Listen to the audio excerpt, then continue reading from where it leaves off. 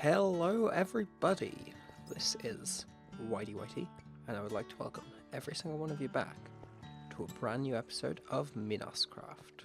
So today guys, I've got some pretty good plans for what we're going to be doing.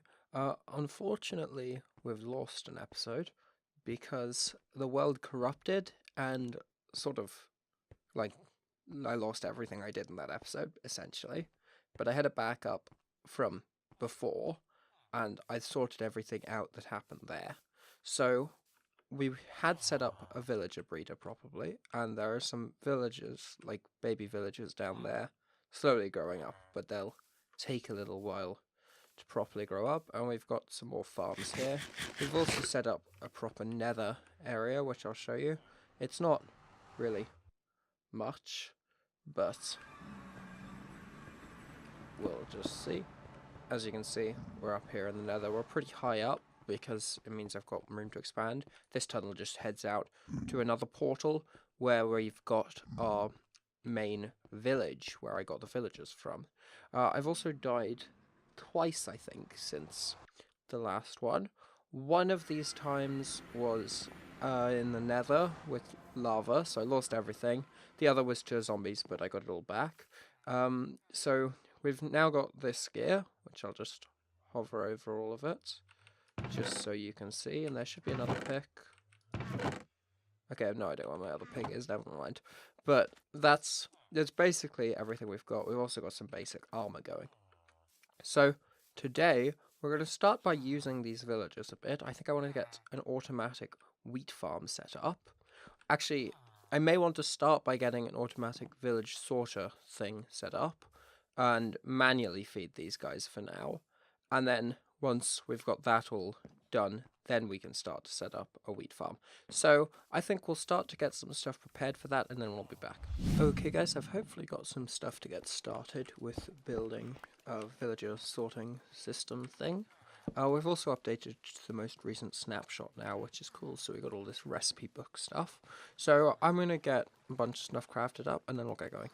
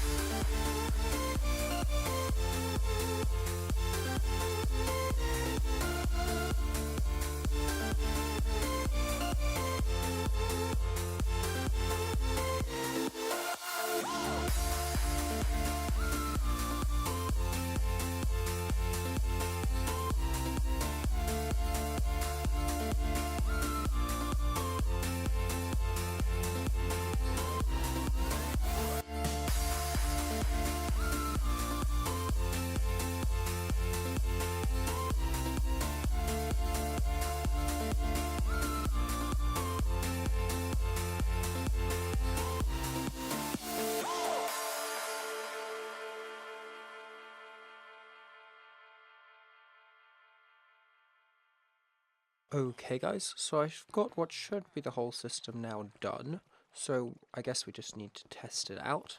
So I've got some villagers ready here, so if we can just nudge one of these guys onto there, and then pop him into a minecart, he should travel the whole way around. Okay, so we need another powered rail, which I don't have.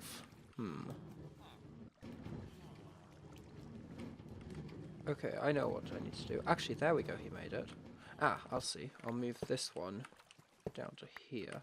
And now hopefully that guy will come around up here. Oh, yes, perfect. Okay, so that means that this system is working. So that guy's around. Let's see if we can throw another one onto the cart line. Let's see, will he go up? Yes, he will go up. And now he should come down. Any second now. Oh, perfect. Okay, so it works. So I've got 8 slots set up, which is enough for 8 villagers. And then we're not going to need more than that because of the way I'm going to be doing the rails. The carts come down here, and then they come back around, and the villagers should get pushed into a hole over here. I'm not sure if it'll work. We'll have to test that when the time comes. But for now, we have no idea or way of testing that.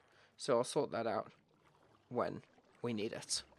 So I think I'll get some more iron and stuff, get some more minecarts, and then we'll start getting going with this system.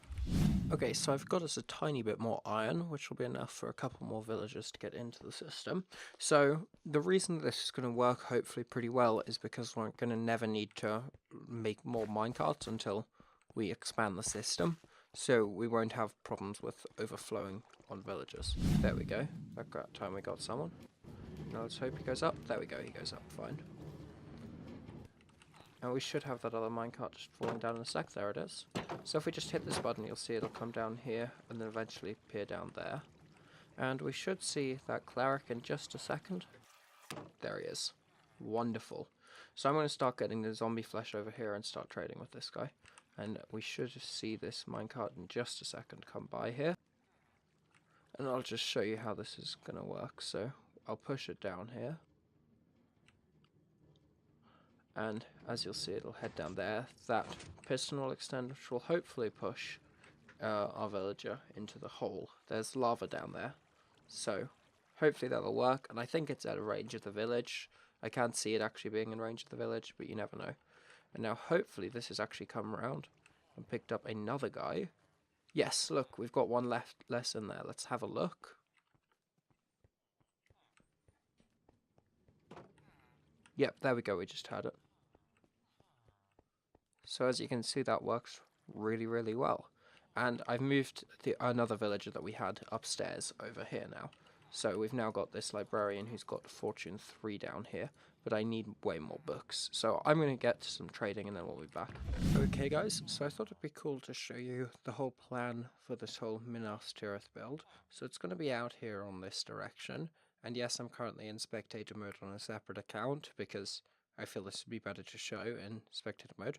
So this pillar here is going to be roughly the center of it, and it's going to be absolutely massive. So we're going to have the citadel and the back of it back this direction.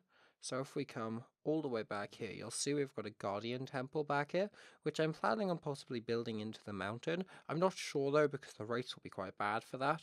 And then it should end around here-ish, I think, roughly. So that's going to be absolutely massive. All this water is going to be drained. So then if we come back this direction and we head back to our pillar, which is showing us the center. Oh, this hasn't been perfectly mapped out yet, but it's going to be roughly this size. We're not going to have to dig all of it because a good bit of it's going to be high enough that we won't. Then the other side of it's probably going to be out here around the location of this pit. So we're also going to remove any land that we can see in our render distance. So over here, we're going to be having our main teleport place. So if we come down to the bottom around bedrock, this is about the height we're going to come in when we come in at the nether. Sorry, I meant nether, not teleport place. And we're going to have water curtains all the way around because we're in the middle of an ocean. And we're going to have our citadel and whole fortified city up in front of us. Then it's going to go about 500 blocks out in each direction. So it'll probably be all the way out here, long past the island. I'm imagining around here-ish it'll be. And then if we head in this direction, we'll see roughly the same point on the other side. So it is going to be absolutely gigantic, and my plan for it is actually to dig the outer 5 blocks manually. So it's going to go about to here-ish probably. My plan is to dig the outer 5 blocks manually, and then to dig the central bit with a TNT machine, because it's impossible to do this whole thing by hand. So our first thing is going to be to start to build a giant circle encasing what we're going to do. Then the second order of business is to drain the whole ocean in that circle, which is going to be a huge amount of work. After that, we're then going to dig that out of 5 blocks, set up a TNT machine, which we're going to have so it only brings everything down to about Y level 20, and then we're going to do the bottom levels ourselves. So we've got a lot of diamonds and a lot of iron and gold and redstone, so we'll pretty well be set on all of that, so we won't have to pretty well ever mine again after this whole project. And then we'll get into building it. So it's going to be a really long project, but I really hope that you guys are going to enjoy it. So, the citadel is probably going to be located roughly in the equivalent area as to where the Guardian Temple is, which it'll probably be about here-ish, and then we'll have the big mountain behind it. And as you'll know if you know the city, there's a giant spike mountain sort of thing in this sort of shape, with the citadel sitting on top of, and that'll probably come very, very far up this direction. It's going to be absolutely gigantic. So the reason that this kind of scale is necessary is because I'm basing it on that other build, which this is the scale of that, and I don't want to be dishonest about that, or untrue to the build, as it is originally going to be that build, which you can find down below if you want it, by the way. And so one thing that I've been thinking about quite a lot is how I'm going to do the white tree, which the way it is done in the build that I'm using is really cool. It's using these mushroom stem blocks, but these are impossible to get. Like, you can't silk touch these or anything, I don't think. Maybe you can, but I'm not under the impression that it's possible. So we may have to actually grow these and then use pistons to push them into position for the tree, unless you guys can come up with a better idea, or Mojang adds a better block for the tree before then, because I don't think birch will look any good, because this texture is honestly really, really good for it. I'd love to be able to build trees out of this, actually. It's very, very cool, but I don't think it's particularly obtainable. So I think that's our main plans for all of this. So I think we'll get back to everything else now. Okay guys, we're back. So we're going to head into the nether, where we're going to set up a portal for a desert. So I've got the coords here, 442, -419. So I believe we're going to want to go this way. Okay, so I've been thinking about what I want to do with the nether. And so my original plan was I was going to build Minas Morgul here, which is like a picture of it'll come up. It's the greenish place from the Lord of the Rings, which was a part of Gondor, but then Sauron took it over, essentially. And it's the other fortified city, which was designed to defend Osgiliath, along with Minas Tirith, which is what we're building in the overworld. So I thought that would be a really cool idea, but I'm not sure how well it would actually work in the nether. So I'd like to hear your guys' opinion on that, or if you guys have another idea, I'd really love to hear it. I don't want to do just like a simple tunnel system. I find that's really boring, and I mean, I've done that so many times at this point that I really don't want to do it again. So if you guys have like an original tunnel design, or something like that, I'd really love to hear it, or something that I can incorporate into my build, I guess. Because I really do want to do something really cool with the Nether, because we're going to have the overworld be epic, and it's going to be such a shame if the Nether is a massive disappointment. And obviously it needs to be functional so we can get around places and stuff, which is why I was originally thinking of building Minas Morgul, because we could have it so that our like all of our portals are in various rooms and whatnot, which I don't think would be too bad of an idea, because like buildings inside the fortified city. But I don't know if that would work exceptionally well, because I think it would be a bit cramped, really, and it wouldn't have the same effect as it would in the overworld. So maybe that could actually be a future project in the overworld. Maybe one day we could have the whole of Gondor built, but that's a long time in the future if that's the case. And I'd like to get something in the Nether set up before we have done tons of work on the city, because I don't really want to have a boring Nether, because it's not interesting. I don't like this whole nether brick texture. So yeah, ideas please would be really appreciated. I'm also been looking around for a fortress a tiny bit. I haven't quite found one yet. I don't want to use like a cheaty thing to find one, but if I can't find one, then I guess I won't have much of a choice. But that won't be the end of the world, I guess. So we want to head out to 419 in this direction, and this is just the nearest desert I could find when I had a look at the map. Keep in mind we're in the same world as the Hermitcraft 5 world, so it may very well be something you'll recognize from there, or something you really won't. It's a big world. We may one day build stuff over where the other hermits are building, other than Cubfan, which is where we're currently living, but I don't really feel much desire to do it. The only reason I'm currently using this world is because Cubfan's Island really is amazing. Like, it has everything I wanted. Like, I had a little bit of a list, and it has everything, and the world has everything in it. So I was like, why not? What do I lose? So we are using the world, but I don't think it's going to be a big stress that we're using the same world, because obviously that island's going to be pretty heavily terraformed by the time we're done. It won't be recognizable even as a mushroom island, hopefully at least. So that means that I don't want to be like, oh, they did this here, maybe I should try doing this. I don't want it to be a case like that. So I'd like to hear your opinion on whether you'd like me to do stuff near where they are, but I don't really know. I may build a quad witch hut farm where Tango's basing, but I'm not sure I want to, because it's a single player world. Do I need that much? Like, I may just do it for the fun of doing it, because I've never done a quad witch hut.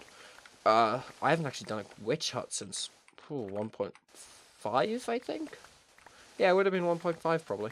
So it's been a long time since I've actually done a witch hut, which is another reason I was excited about this, because I want to do one. I also really want to do a guardian farm, never done that.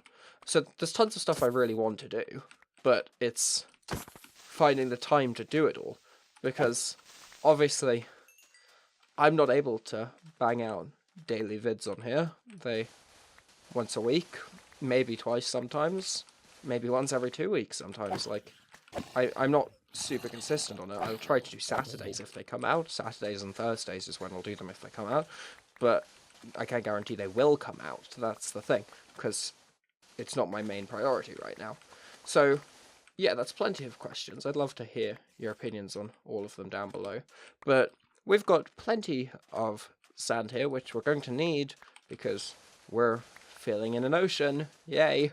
So yeah, that's all those questions, all that good stuff. So I think we're going to round this one out here. If you guys did enjoy, please do drop a like, comment, subscribe, all that good stuff, and I'll be sure to catch you in the next one. Peace.